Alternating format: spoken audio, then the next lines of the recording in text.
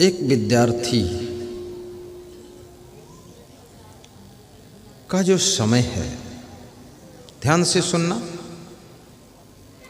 पूरे जीवन के निर्माण का समय है।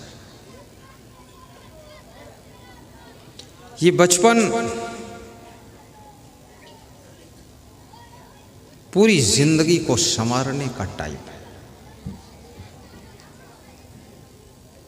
जवानी को खूबसूरत बनाने के लिए, बुढ़ापा को मधुर बनाने के लिए, मृत्यु को अमृत में बदलने के लिए बचपन को संभालने की आवश्यकता है।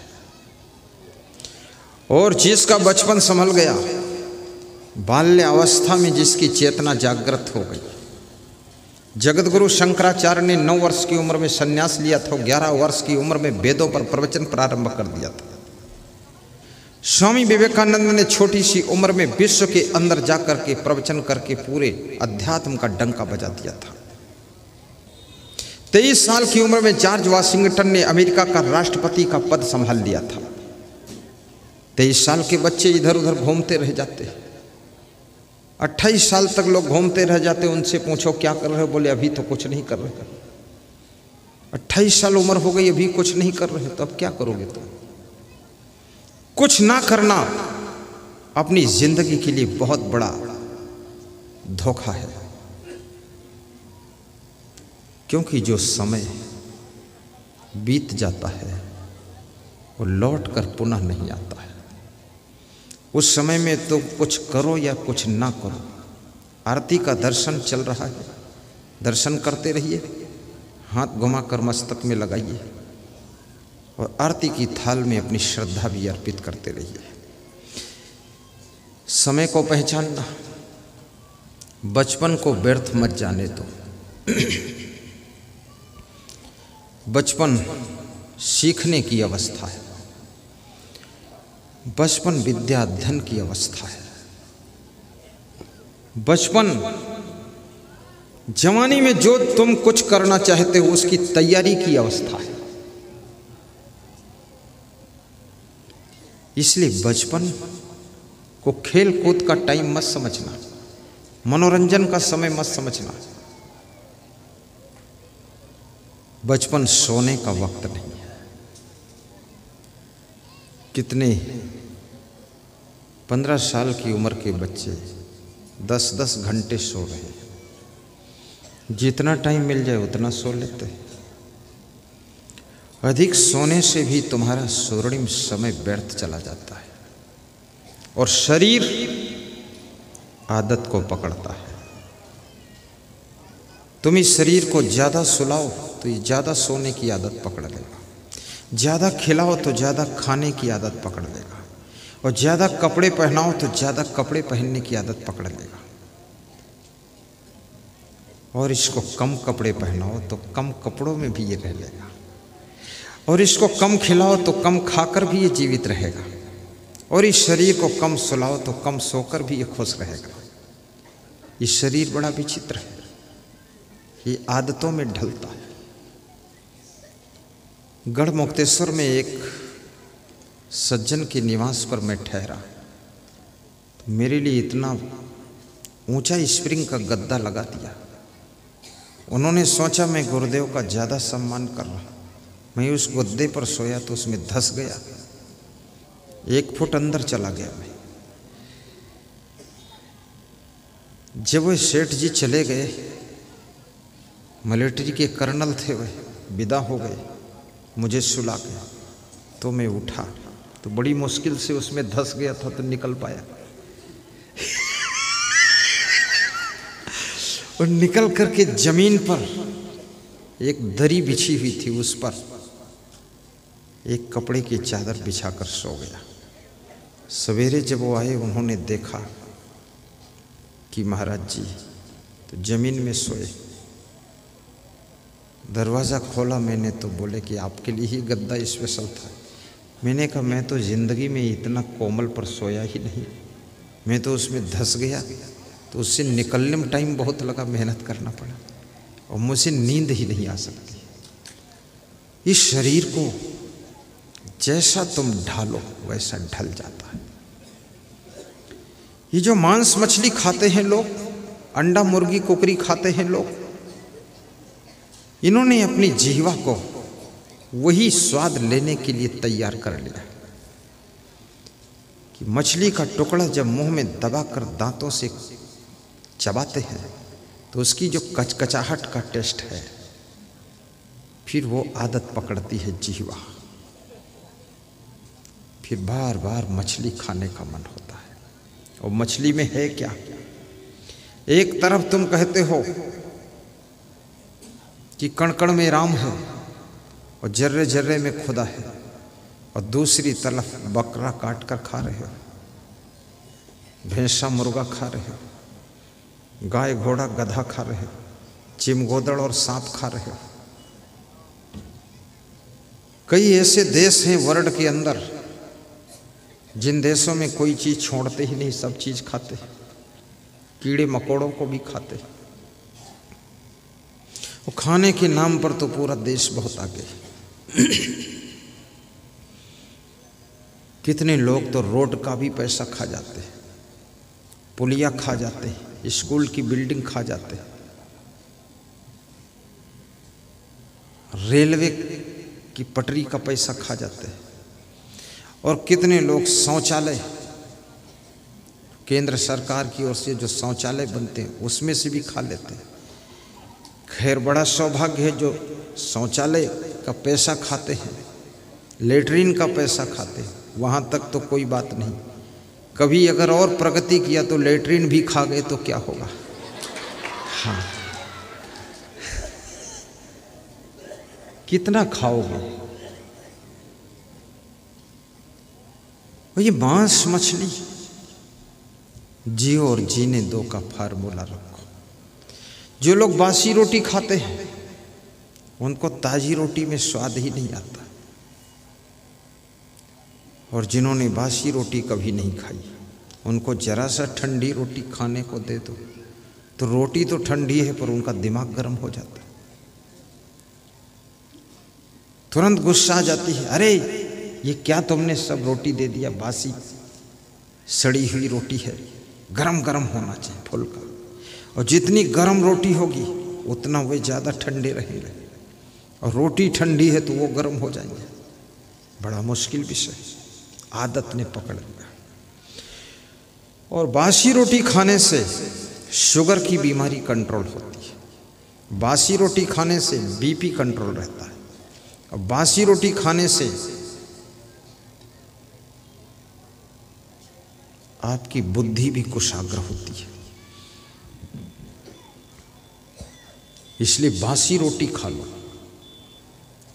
और बासी रोटी खाने से घर की स्त्रियों को भी आराम रहता है।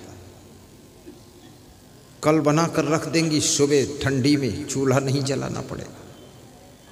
खा लो बासी माधोलाल, खुश रहो जाओ।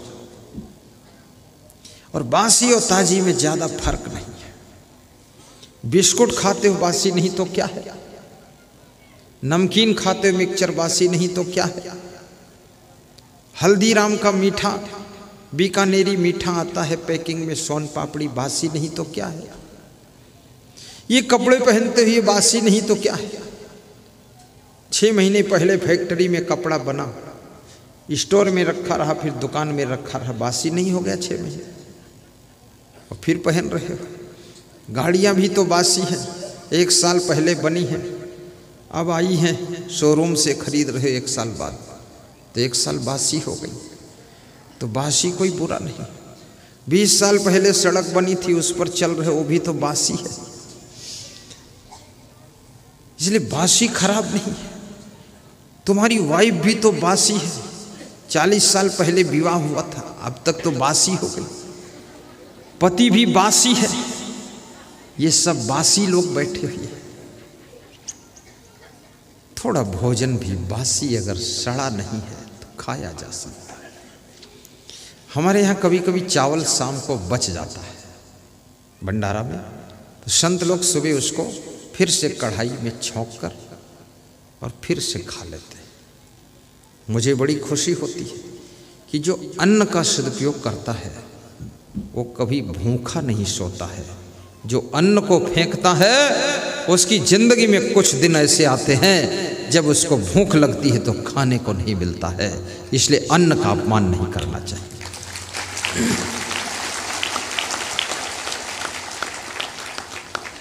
अन्न तो उतना ही लीजिए जितना भूख है। यहाँ भंडारा चल रहा है, फेंकने वाले लोग पत्तल में ज़्यादा ले लिया, फिर खा नहीं पाए, फिर लपेट के बाहर फेंक दिया, बहुत पाप लगेगा। भंडारा खाने से बहुत पुण्य मिलता है, लेकिन भंडारे की रोटी और भंडारे की पूड़ी और चावल और दाल फेंकने से वो पुण्य छीण हो जाता है। मान लिया सबने एक एक पूड़ी फेंक दी, 10,000 लोगों ने, तो 10,000 पूड़ी फेंकी गई। और एक आदमी मान लिया 4 पूड़ी खाता है, तो 10,000 पूड़ी में कितने 2,500 लोग खाएंगे। 2,500 लोगों के खाने भर की पूड़ी तुमने फेंका है, तो इसका पाप तो लगेगा ही। इसलिए अन्न को देवता कहा गया है, अन्न को ब्रह्म कहा गया है। अन्न को फेंकना नहीं चाहिए, खराब नहीं करना चाहिए। और चाणक्य ने तो यहां तक लिख दिया है, मूर्खा यत्र न पूज्यन्ते धान्यम यत्र सुसंचितम दाम्पत्य कलहो नास्ति श्री स्वयं आगता। जिसके घर में मूर्खों का सम्मान नहीं होता है, जिसके घर में अन्न का अपमान नहीं होता है, और जिसके घर में पति पत्नी में झगड़ा नहीं होता है, उस घर में लक्ष्मी हमेशा निवास करती है, कभी गरीबी और दरिद्र नहीं आता है।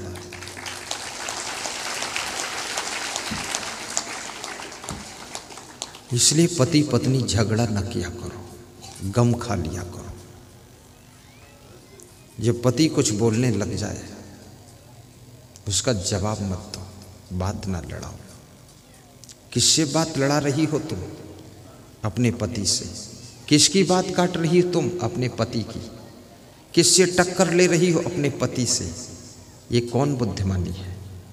आपका पति है, आपका पति अगर हार गया तो वो हार तुम्हारी है, वो आपका पति जीत गया वो जीत तुम्हारी है। आपके पति का फायदा भी पत्नी का ही है, और आपके पति का नुकसान भी पत्नी का नुकसान है। इसलिए पति को हराने की कोशिश मत करो, पति को जीतने दो। वो जीत भी तो आपकी ही है, क्योंकि पति भी तो आपका है।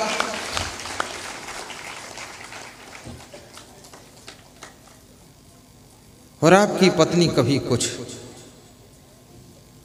जिद कर देती है, ज़्यादा उससे तर्क वितर्क मत करो, उसको शांति से बता दो, ठीक है जैसा तुम बोलती हो ऐसे हो जाएगा, जाओ खुश रहो। आपकी वाइफ यदि कहे कि मैं मायके जाना चाहती हूँ, रोकना मत, बुद्धिमान पति बनो। तुरंत उसको पैसे दे दो, 1,000-2,000, सामान बांध दो, गाड़ी में बिठा के छोड़वा दो। 10 दिन फ़ोन मत करो, मोबाइल मत करो। 11वें दिन उसका फ़ोन आ जाएगा कि मैं आना चाहती हूँ, तो तुम ये कह दो आइए आपका घर है, लेकिन बहुत दिन बाद गई हो, 10 दिन और रह लो अपने माता पिता के पास। सारा दिमाग ठिकाने आ जाएगा, दोबारा ज़िंदगी में कान पकड़ लेगी, कभी नहीं जाने का नाम लूँगी। लेकिन तुम्हें तजुर्बा नहीं है, जब वो जाने को बोलती है तो तुम कहते हो नहीं जाने दूंगा, रुको भी, तो वो समझ जाती है कि अब जाने के नाम पर इसको तड़फाया जा सकता है। बार बार कहेगी जाऊंगी जाऊंगी, जाने दो और लेने मत जाओ, आने दो। जब आए तो भी कहो आ गई तो अच्छा है, 2-4 दिन और रह लेती तो भी ठीक था, चल जाता है। खिचड़ी बनाकर खा लो। और किसी पड़ोस की कोई बूढ़ी महिला को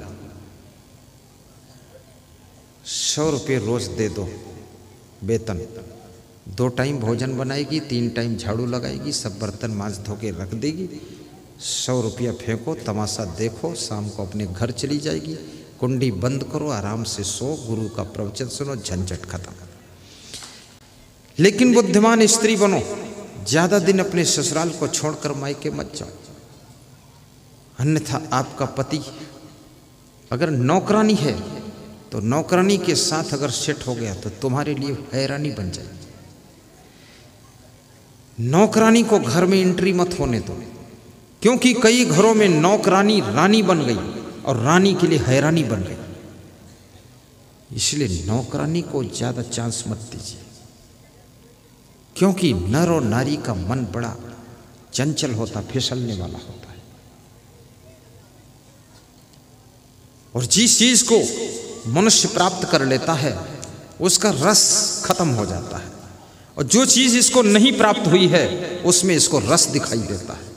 जो गाड़ी तुमको मिल गई है अब उस गाड़ी में तुमको खुशी नहीं है, जो गाड़ी नहीं मिली है उस गाड़ी पर तुम्हारी नजर है। जो स्त्री तुम्हारी पत्नी बन गई है उसमें अब तुमको कोई रस नहीं है, लेकिन जो स्त्री दूसरी कोई निकलती है उसमें तुम्हें रस दिखाई देता है। दूसरा पुरुष निकलता उसमें रस दिखाई देता है, और वो पुरुष और वो स्त्री जिसमें रस दिख रहा वही अगर तुम्हारा पति तुम्हारी पत्नी बन जाती तो उसमें भी आज तक रस खत्म हो गया होता। इसलिए याद रखना, इस चंचल मन को नियंत्रित कीजिए और चंचल भैंस जैसी आदत छोड़ दीजिए।